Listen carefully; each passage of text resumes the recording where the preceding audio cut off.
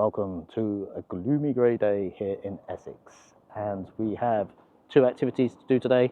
Solo, because I ran out of holiday time and Mummy and Dottie are in Turkey. Say hi guys. Thought I'd take you over to London Bridge to cover Halloween-esque activities that we can do, which are a stone's throw away from each other. First being the Clink Museum, and then we're going to make our way to the old operating theatre. Please mind the gap between the train and the platform. So down the street sits the Clink Prison Museum, built on the site of the old palace of the Bishops of Winchester. So the prison itself was part of that palace, and it dates all the way back to the 1100s, making it one of the oldest in England. Over the years, it's held all sorts of people, thieves, troublemakers, and anyone who crossed the wrong person's path in power. These days, it's a museum packed with real artifacts and some pretty nasty torture devices, and that's what we're heading into. Here's the opening time: 7 days a week, 10 till 7:30 at night. Some slight changes there at the weekends, open slightly later, and there's our prices in English pounds: £8 an adult, £6 a child, and a family ticket as well.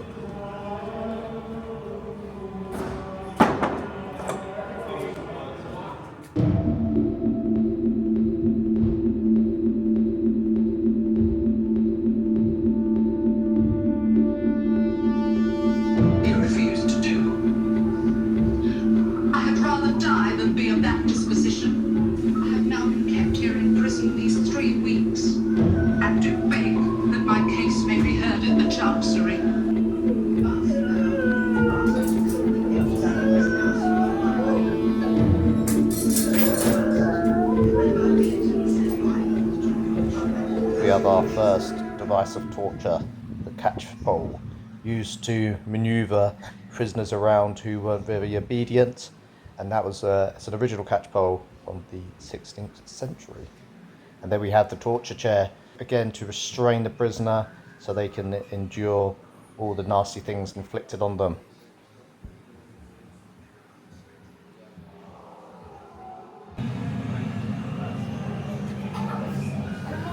God, oh, that's so very heavy.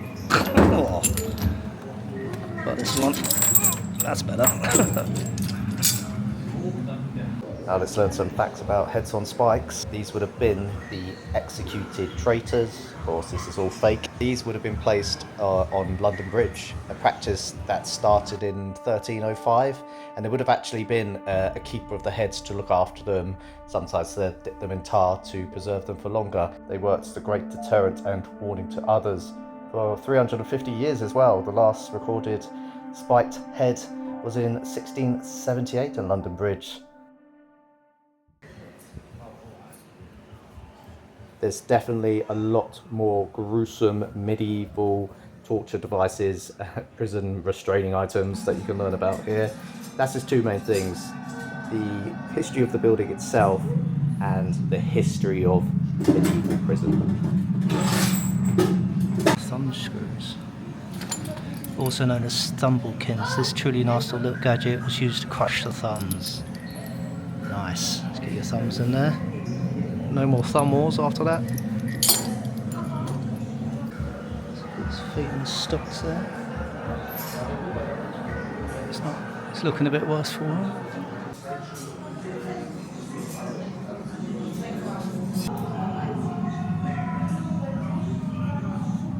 So I've mainly been showing you things that are visually appealing.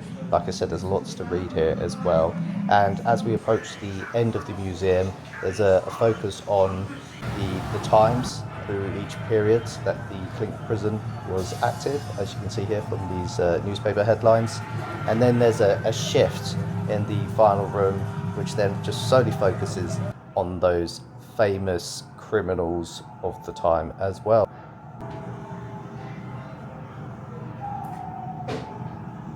Get your free prison photo. Behind bars, step inside, press the red button and scream. Wait for your ticket, download online for free. That's good.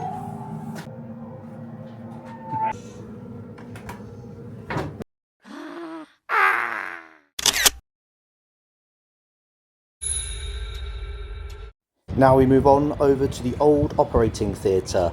This space sits in the attic of the former St Thomas Hospital Church and is home to what's believed to be the oldest surviving operating theatre in Europe, dating from 1822.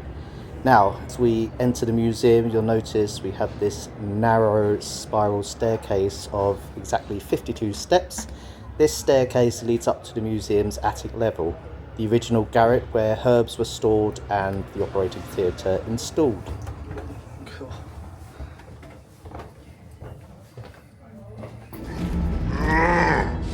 Somebody's dead!